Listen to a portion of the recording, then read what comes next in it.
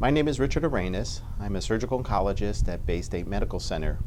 Since it's summertime, I think this would be a good time to talk about skin cancer and the dangers of skin cancer and what you can do at least to prevent skin cancer when you're out in the sun and enjoying the summertime. The particular skin cancer that we're most concerned about is melanoma, and probably melanoma being the deadliest form of skin cancer.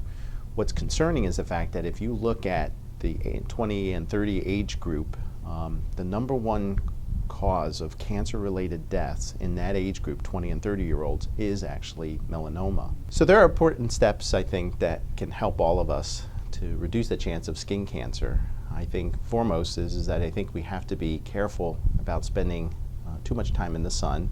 I think we have to be aware in terms of when the sun is at its most intense, again, around 12 o'clock to about 3 o'clock.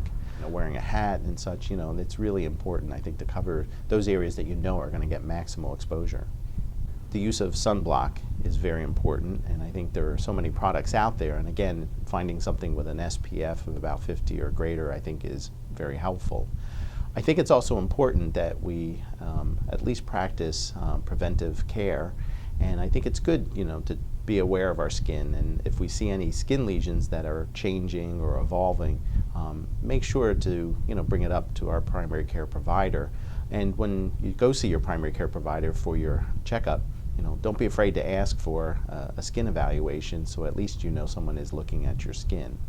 The real chance to be able to diagnose, I think, a skin cancer at a stage when it's going to be most curable is early detection and diagnosis. If you really can pick up a skin lesion that obviously represents a skin cancer, especially a melanoma, which tends to be the more deadliest type of skin cancer, picking that up at a very early stage, you're picking up at a point when it's highly curable. If you are a particular person who may be at risk, and you say, well, who's at risk? Well, there are a lot of fair-skinned people out there, especially redheads, people who just tend to have fair skin in general, or people who maybe have family members that actually have skin cancer. And because of the fact that age is probably the greatest risk factor for skin cancer, what you find is that we're seeing more and more patients with skin cancer.